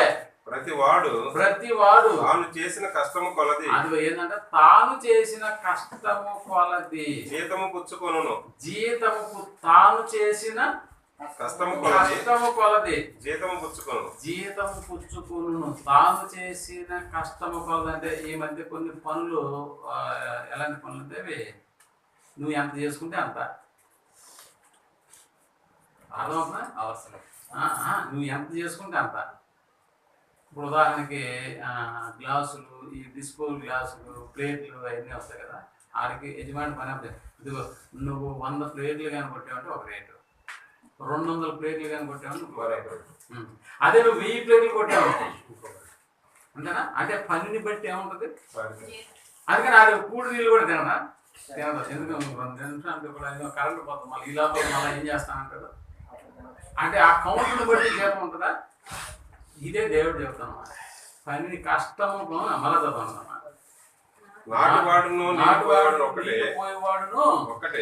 ఒకటే. ప్రతివాడు తాను చేసిన కష్టము కొలది జీతము పుచ్చుకొనును. ప్రతివాడు తనకు అప్పగింపబడిన పనిని ఏం చేయాలా?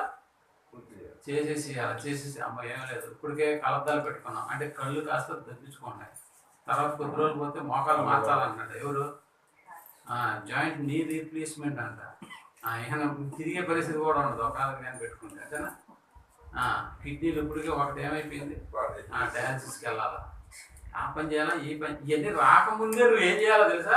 దేవుని పని చేయాలి. అస్సలు టైం లేదు బాబు. మళ్ళీ రేపు ఏదైనా కాళ్ళు చేసి వచ్చి కూడా పెరాలసిస్ వచ్చింది అనుకో, మన కోసం సేవ చేసేవాడు కూడా ఉండాలి అక్కడ. మనం బాత్రూమ్కి పోవాలన్నా స్నానానికి పోవాలన్నా మనం లేపేవాడు ఒకడు ఉండాలి. అవన్నీ రాకముందు ఇప్పుడు ఏం చేయాలన్నాడు? నువ్వు కష్టపడి పనిచేసిన పనులు నీకు జీతము ఇవ్వాలి. కాబట్టి ప్రతి వాడు తనకు అప్పగించబడినటువంటి పనిని ఏం చేయాలన్నాడు? శ్రద్ధగా. అదే కదా మనం అక్కడ అతికించాం కదా, యెహోవా కార్యమును శ్రద్ధగా చేయువాడు ఆశీర్వదించబడతాడు, అశ్రద్ధగా చేసేవాడు శాపగ్రస్తుడైపోతాడు. పని చేస్తూనే కొంతమంది దొంగ పనులు ఉంటారు తెలుసా మీకు? పని చేస్తున్నామంటూనే దొంగ పనులు ఉంటారు. ఎలాగా? క్లాసులకు వచ్చామంటూనే వస్తారు, కానీ ఇక్కడికి వచ్చి ఏం చేస్తారు? ఎందుకంటే చల్లగా ఉంటుంది. అందరూ వినేవాళ్ళ కాదు, నిద్రపోయే వాళ్ళు కూడా ఉంటారు. అంటే పనికి వస్తారు. మీరు అప్పుడప్పుడు కూడా చూడండి. నేను ఆ మధ్య మొట్టమొదటిగా నా జీవితంలో మొదటిసారి పనికి వెళ్ళానండి. అప్పుడు ఐ థింక్ 7వ తరగతి అనుకుంటాను. సెలవులు ఇచ్చారు హాస్టల్లో. ఇంటికి వచ్చాను. ఇంట్లో ఉండడం ఇష్టం లేదు, ఏదో పని చేసుకున్నాను అనుకొని మొట్టమొదటిసారి బట్టీలు తెలుసు కదా మీకు, సోల్లో పెట్టి ఇటుకరాయి బట్టి, వాటిని మోసేదానికి నా పక్కింటి వాళ్ళు వెళ్తుంటే నన్ను కూడా తీసుకెళ్ళారు. నేను కూడా వస్తాను చెప్పి నన్ను కూడా తీసుకెళ్ళలేదు. నన్ను కూడా ఆ రోజు కూలి 7 రూపాయలండి.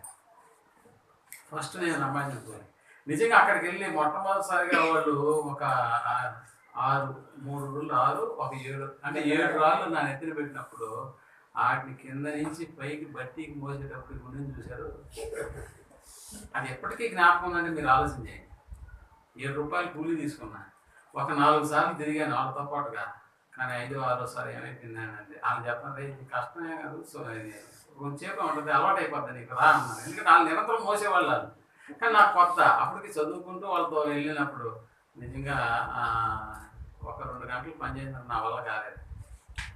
మీకు తెలుసు కదా, సోలబడ్డీ అంటే ఆ పక్కన గుంటలు ఉంటాయి. వాళ్ళు తవ్వి మట్టిని కలిపి ఎండబెడతాం. ఆ తవ్విన గుంటలోకి వెళ్ళి మోగ కూర్చున్నాం. నిజంగా అలాగే. ఎందుకంటే మోయలేని భారం అది. అప్పుడు వయసు తక్కువ.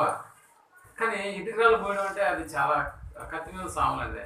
పోయి ఆ గుంటలో అలాగే కూర్చొని యజమాడు పై నుంచి వచ్చి చూసి రా పైకి అని అన్నాడు. గమ్ముకుంటున్నా ఒక్కసారిగా గుండె జల్లు అనిపించింది. ఈ దేవుడు పల్లెకి తీసుకుని ఆయన వాళ్ళని పిలిచి వాళ్ళని తీసాడు. ఇంకా అప్పటి నుంచి వరుసగా పనికి వెళ్ళాను అనుకోండి, ఎందుకంటే అలవాటు అయింది. అందుకని ఇక్కడ మనం ఏం చేయాలి అని అంటే, పనికి వచ్చినటువంటి వాళ్ళు దొంగ పనులు కూడా ఉంటారంటే ఇది పోయి దాక్కున్నాను నేను కూడా. ఇక్కడ కూడా పని నిమిత్తం వస్తున్నాము, వింటున్నట్టే ఉంటాయి, కళ్ళు మనలే చూస్తున్నాయి, కానీ ఆలోచనలు ఎక్కడ ఉంటాయి? నిద్రపోయేవాళ్ళ పరిస్థితి ఇంకా ఎట్లా ఉంటుంది? ఇంకా ఘోరంగా ఉంటుంది. పనిలోనే ఉండవు.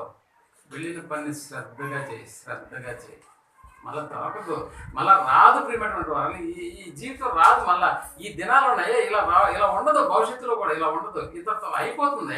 ఈ 4 దినాలు అలా గడపడానికి తప్ప తర్వాత ఎక్కడ మనకి ఇలాంటి పరిస్థితులు కనపడదు. మీరు చూడండి, కావాలంటే ఒకప్పుడు ఫ్లైఓవర్ ఉండిందా నెల్లూరు? ఒకప్పుడు తార్ రోడ్డు ఉండిందా? లేదు. కానీ మారుతున్నాయి. ఉన్న ప్లేస్లో ఏమైపోతున్నాం? మనం కూర్చున్న స్థానంలోనే మరొకటి వచ్చి కూర్చుంటాడు. మనం ఏమైపోతామో అర్థం కాదు. అందుకని దేవుడు అప్పగించినటువంటి పని. అందుకనే కష్టపడాలి. ఎంత కష్టపడాలి అని అంటే నిజంగా అంత కష్టపడితేనే నీకు జీతం అంటే అవసరం. ఎందుకంటే మనం కూలి వాళ్ళం. ఒకసారి లూకా రాసిన సువార్త 17వ అధ్యాయం 7వ వచనాన్ని మనం ఆలోచించాలి. లూకా రాసిన సువార్త 17వ అధ్యాయం 7వ వచనాన్ని 17:7.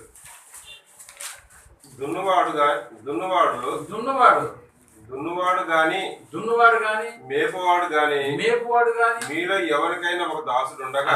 ఒక దాసుడు అంటే కూలోడు గురించి మీలో అన్నాడు. అంటే మీరు యజమానులుగా ఉండి ఆ యజమానిగా మీ కింద ఒకడు పనిచేసేటటువంటి వాడు ఎవడు? దున్నేవాడు కావచ్చు, లేకపోతే మేపేవాడు కావచ్చు. మీలో ఎవరికైనా ఒక దాసుడు ఉండగా వాడు పొలంలో నుండి వచ్చినప్పుడు నీవు ఇప్పుడే వెళ్ళి భోజనం చేయమని వచ్చేసాడు. ఇంటికి వచ్చేసాడు. అయ్యా అంతా అయిపోయింది, ఇదిగో పశువులు నేను కట్టేశాను, గొర్రెలు నేను కట్టేశాను అన్నప్పుడు వెంటనే అదే నువ్వు వెళ్ళి అక్కడ బిర్యానీ వండి పెట్టాను తినుకో అంటాడా? అలా చెప్పడు. నువ్వని ఎప్పుడన్నా చెప్పావా? నువ్వు వండి పెట్టింది నువ్వు కుమారుడికి నీ కుమార్తెకి ఇస్తా, కానీ పనివాడికి ఇస్తావా? అదే చెప్తాడు ఇక్కడ యేసుప్రభులో. అలా వచ్చి ఏం చేయమంటున్నాడు, ఇప్పుడే వెళ్ళి భోజనము చేయమని వానితో చెప్పునా చెప్పడు. అంతేకాక నేను భోజనము చేయుటకు ఇప్పుడు చెప్తాడు, నేను భోజనము చేయుటకు ఏమైనా సిద్ధపరిచి నడుము కట్టుకొని నేను అన్నపానం పుచ్చుకునే వరకు పరిచారం చేయము, నాకు పరిచారం చేయి. ఇప్పుడే అసలే పొలంలో దున్నొచ్చాడు, ఇక్కడికి రాగానే మళ్ళీ ఏం పని చేస్తున్నాడు, అన్నం తొందరగా వండి పెట్టి వేడిగా తినాలి. సరే తిన్నా, నీళ్ళు ఇచ్చాడా, ఇప్పుడు ఆ మంచం ఇట్లాగూ పడుకుంటాను, కాళ్ళు వస్తూ అన్నాడు అనుకో, ఇప్పుడు ఎలా ఉండదు పరిస్థితి, ఎలా ఉండదు మీరు ఆలోచించారు ఒకసారి. కూలివాడి పరిస్థితి ఎలా ఉంది, కూలివాని దినములు వంటివి కావా నాకు, ప్రతి మనిషి దినాలు ఎలా ఉండండి, కూలివాని మనుషులు నిజంగా ప్రేమటువంటి వాళ్ళన్నా ఏమైనా నేను భోజనం చేసేదానికి ఏమైనా సిద్ధపరచు, అన్నపానం పుచ్చుకున్న వరకు నాకు పరిచారం చేయి. పరిచారం అంటే ఏంటనుకున్నారు ఇక్కడ, కాళ్ళు వత్తాలి కొనున్నప్పుడు కూడా, అంతేనా, కాళ్ళు వత్తాలి, అన్ని చేయాలి. తర్వాత నీవు అన్నపానం పుచ్చుకోవచ్చు, నేను నిద్రపోతానే నువ్వు కాళ్ళు వత్తుతున్నప్పుడు, అప్పుడు నువ్వు ఏం చేయాలా, అప్పుడు పోయి నువ్వు తినాలంట. చెప్పును కానీ వానితో చెప్పును కానీ ఆ దాసుడు ఆజ్ఞాపింపబడిన పనులు చేసినందుకు వాడు దయచూపునని వారిని మెచ్చునా, అటువలే మీరును మీకు ఆజ్ఞాపింపబడినవన్నీ చేసిన తర్వాత మేము నిష్ప్రయోజకులమైన దాసులము, మేము చేయవలసినవే చేసి ఉన్నామని చెప్పడం. నేను ఇప్పుడు అర్థమవుతా, పనివాడు ఎలా ఉన్నాడో ఒక యజమానిని చూసే నీకు అర్థమైంది కదా, నువ్వు కూడా ఏం చేయాలి, ఆ యజమానుడు నిద్రపోయిన తర్వాత అప్పుడు పోయి నువ్వు నీకు కావాల్సిన వాటిని తిని ఆ తర్వాత ఏం చేయమంటారు, ఆ పనివాడి మీద ఏమన్నా దాసుడు దయ చూపించాడా, లేదు కదా. అప్పుడు ఆ పనివాడు ఎలా ఆలోచన చేస్తున్నాడు, ఈ యజమాడు ఎంత కర్కశమైనటువంటి వాడు, ఒరే పని చేసినటువంటి వచ్చి నాకు ముందు తినేసా తర్వాత ఏ పని చేయరా అని చెప్తాడనుకుంటే తను తినడానికి నేను సిద్ధం చేయాలా, పోనీ సిద్ధం చేశాను, మళ్ళీ పడుకున్నప్పుడు ఆయన కాళ్ళు ఆయన నిద్రపోయిన తర్వాత ఇప్పుడు నేనేం చేయాలంట, అప్పుడు నేను అన్నపానం పుచ్చుకోవాలనా, చెయ్యి యజమాని నాకు వద్దు అని అంటారా, అలా అనకూడదు. దాసుడు అయిన నువ్వు ఏమనుకోవాలి తెలుసా, నేను ఎవరిని అనుకుంటున్నావు, ఇంటికి యజమాని కాదు కదా, నేను దాసుడునే, కాబట్టి నేను చెయ్యవలసిన పనినే నేను చేశాను, నేను చేయవలసిన పనినే నేను అదే కదా ఆయన చెప్తాడు, మేము నిష్ప్రయోజనకులైన దాసులము, మేము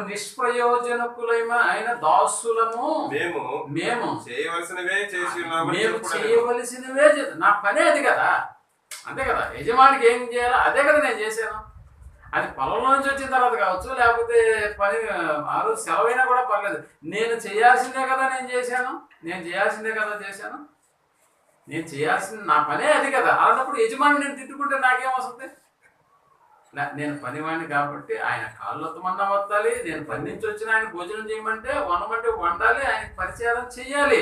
కాబట్టి ఇప్పుడు నా పరిస్థితి ఏంటంటే నేను యజమాని, ఆయన నాకు చూడనంత మాత్రం నేను యజమాని అయిపోను, కానీ నా పని ఏంటంటే నేను ఆ పని చేయడానికి ఇక్కడ నియమింపబడిన, మేము నిష్ప్రయోజకులమైన దాసులము, మేము చేయవలసినవే చేసి ఉన్నాము, కాబట్టి పని ఎక్కువైపోయింది అని నువ్వు బాధపడబాకు. చాలాసార్లు చూడండి, మనం దేవుని పనిలో ఉన్నప్పుడు కొన్నిసార్లు భోజనం కూడా దొరకదు, కొన్నిసార్లు నిద్ర కూడా ఉండదు, అప్పుడు వచ్చి ఏంటి పని అని అనుకుంటామా, అలా కూడా నిష్ప్రయోజకులమైన దాసులము, మనం చేయవలసినదే మేమన్న పదం అంటే మన అందరం ఉద్దేశించి చెప్తాం, మేము చేయవలసిన పనినే చేసి ఉన్నాము అని చెప్పుకోవాలన్నాడు. ప్రతి దాసుడు ఎలా చెప్పుకోవాలంటే, నిజంగా ప్రసంగం చేయడం గొప్ప పని, లేదా ప్రసంగం చేయడం అనేది పెద్ద గొప్ప పని కాదు, గొప్ప పని అంటే కూర్చొని వినడమే. ఎందుకు, నిద్ర వచ్చేస్తుంది.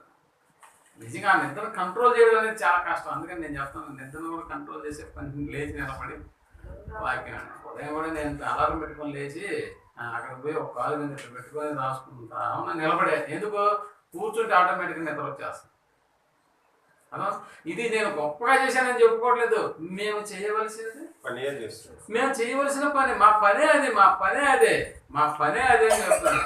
ఆ దాసుడు తనకు ఆజ్ఞాపించిన పనులను చేసినందుకు వాడు దయ చూపినని వాడిని మెచ్చునా, అబ్బా నాకు నా మీద భలే దయ చూపించాడు నా పనివాడు అని అనుకుంటాడు యజమానుడు. నువ్వు చేయాల్సిందే చేసే, గుర్తుపెట్టుకో. అంటాడే తప్ప మరి ఏదో గొప్పగా చేసేసాడు ఈయన అని ఆయనకి కిరీటం పెట్టడు. మనం చేయవలసినటువంటి పనినే మనం చేయాలి. అటువలే మీరును అన్నాడు, అటువలే మీరును అది మీరును అన్న పదం వాడాడు. అంటే మేము చేయవలసిన పనినే చేశాము. అందుకని ప్రేమటువంటి వాళ్ళు కదా ప్రతి వానికి ప్రతిఫలం ఇవ్వడానికి ఎలా ఉన్నాడంటే నిజంగా జీతం అనేటటువంటిది ఇవ్వడానికి యేసు ప్రభు వారు సిద్ధంగా. ప్రతి మనిషి భూమి మీద కూలివాడే. ఎంత కూలివాడే, ఎన్ని రోజులు కూలి పని చేయాలని అంటే మనకు అనుగ్రహించిన ఆయుష్కాలం 70 ఏళ్ళ 80 ఏళ్ళ ఎక్కడైనా కూడా. నిజంగా ప్రేమటువంటి వాళ్ళరా మనకు తెలుసు. ప్రభుత్వానికి పనిచేసేటటువంటి పని వాళ్ళు కొన్ని ఉన్నారు, ప్రభుత్వానికి వ్యతిరేకంగా పనిచేసే వాళ్ళు కూడా కొంతమంది ఉన్నారు. ఎవరు వాళ్ళు? నక్సలైట్లు, ఇంకా ఏమంటారు రాడికల్స్, టెర్రరిస్టులు. వీళ్ళు కూడా పనే చేసేది, పనేనా వాళ్ళు కూడా చేసేది, కానీ వ్యతిరేకమైనటువంటి కార్యక్రమాలు చేస్తారు. ఎందుకంటే కనిపించినప్పుడు కాల్ చేస్తారు వాళ్ళని. అలాగే దేవుడు కూడా అందరూ దేవుడి పనే చేస్తున్నారంటే లేదా, కొందరు పనికి మాలిన పనులు చేస్తారు, కొందరు నిష్ప్రయోజనమైన పనులు చేసేటటువంటి వాళ్ళుగా ఉంటారు. ఈరోజు భర్తకు భార్య పనుడుగా కనిపించేమో, భార్య భర్తకు పనులుగా కనిపించేమో, తల్లిదండ్రులు పిల్లలకు పనులుగా కనిపించేమో, కానీ నిజంగా దేవుని పని అనేటటువంటి పని వాళ్ళగా ఎప్పుడైనా ఉంటున్నామా? కుటుంబం యావత్తు. అందుకనే మనం ఒక పని చేసుకోవాలి ఈరోజు నుంచి. బయోమెట్రిక్ అనేది కాదు, కానీ మనకు ఈజీగా దొరికేది సంవత్సరంలో ఒక డైరీ. 2025లో మీకు అందరు తలా ఒక డైరీ దాపోతుంది. ఇంకా ఆ డైరీలు కూడా కొనిస్తాం. గుర్తు చేయాలి మనకి. ఎందుకో తెలుసా? కుడివైపు దేవుని పని, ఎడమవైపు నీ పని. అది రాయండి చాలు. కుడివైపు దేవుని పని ఏం చేసావో రాయండి ఆ రోజు. ఎందుకంటే ప్రతి పేజీ ఉంటుంది కదా. సో కుడివైపు దేవుని పని ఏం చేసావో రాయి, ఎడమవైపు దేవుని పని ఏం చేసావో, నీ పని ఏం చేసావో రాయి. 2025 డిసెంబర్ 30వ తారీఖు అందరు డైరీ పెట్టాలి అంతేనా? అలా చూసుకున్నాం అనుకో, ఏ పేజీలు తెల్లగా ఉంటాయి? మన పేజీలు, మన ఎడం పక్క ఉన్న పేజీలు, ఎడం పక్క ఉన్న పేజీలు ఏమో నిండిపోండి. ఏది పని ఉంటుంది దాంట్లో? ఈరోజు పలానా పని చేశాను, ఏదో ఇటు పక్క క్లాసుకు వెళ్ళాను.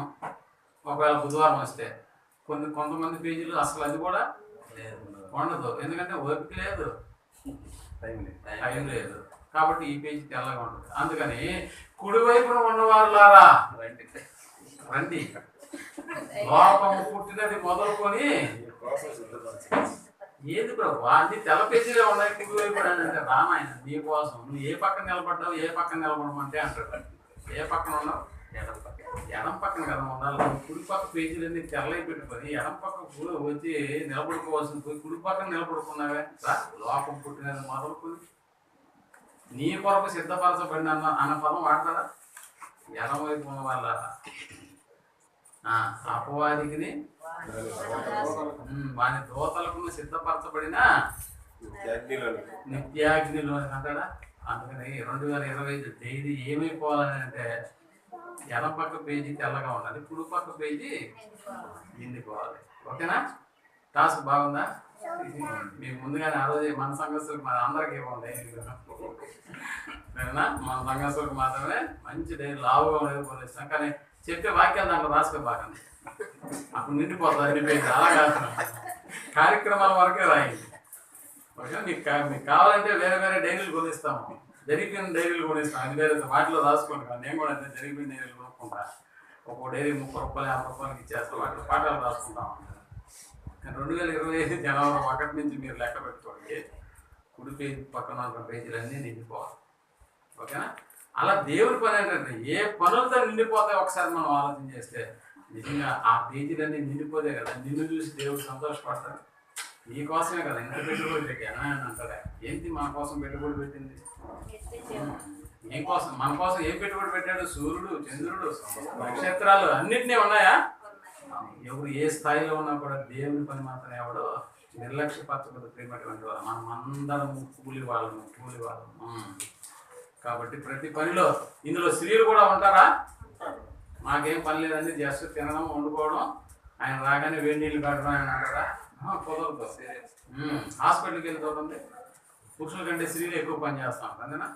నర్సులు అంతా ఎవరు ఉంటారండి? స్త్రీలే ఉంటారు. మేల్ నర్స్ అంటే ఎక్కడో ఒకడు వాడు బయట స్ట్రెచ్చర్ పట్టుకో ఉంటాడు, వాడు మేల్ నర్స్ అంటారు వాడిని, మేల్ నర్స్. కానీ నర్స్ అన్న పదం నిజంగా స్త్రీలకి వాళ్ళు చేసే పరిచయం ఎలా ఉంటుందో మీరు ఆలోచించండి. ఆ మధ్య ఒక ఫ్రెండ్తో మాట్లాడతా మా పాపని టెక్నికల్ కోర్స్ చేయించానంటే, అన్న మంచి పని చేసిన నర్స్ పోస్ట్ చేయించలేదు నువ్వు అన్నాడు. ఏమే అని అన్న, 20 బెడ్లు వీళ్ళకి ఇచ్చేస్తారంట ఒక నర్సుకి, 20 బెడ్లు పేషెంట్ని. ఒకడేమో సెలైన్ అయిపోయింది అంటాడు, మరొకడేమో సెలైన్ పెట్టు అంటాడు, ఒకడేమో ఇంజక్షన్ అంటాడు, మరొకడు ట్యాబ్లెట్ అయిపోయింది అంటాడు. 20 మంది చూసుకునేటప్పటికి తెల్లరైపోతుంది.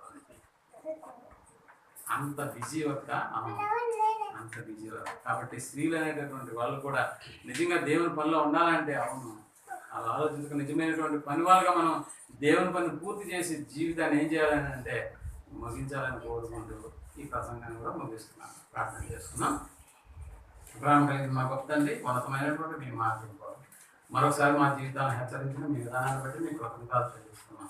విన్నటువంటి మేము మా హృదయాల్లో ఇలాంటి వాక్యాలను ఉంచుకుని ఆ ప్రకారంగా ప్రవర్తించేటటువంటి భాగ్యాన్ని నాకు మాకు మీరు దయచేయమని కోరుకుంటూ ఈ ప్రార్థనను మా రక్షకులను మీ ప్రీతి మాడైనటువంటి యేసు ప్రభువు వారి నామంలో ప్రార్థించి అడిగి పెట్టుకుంటున్నాం తండ్రి.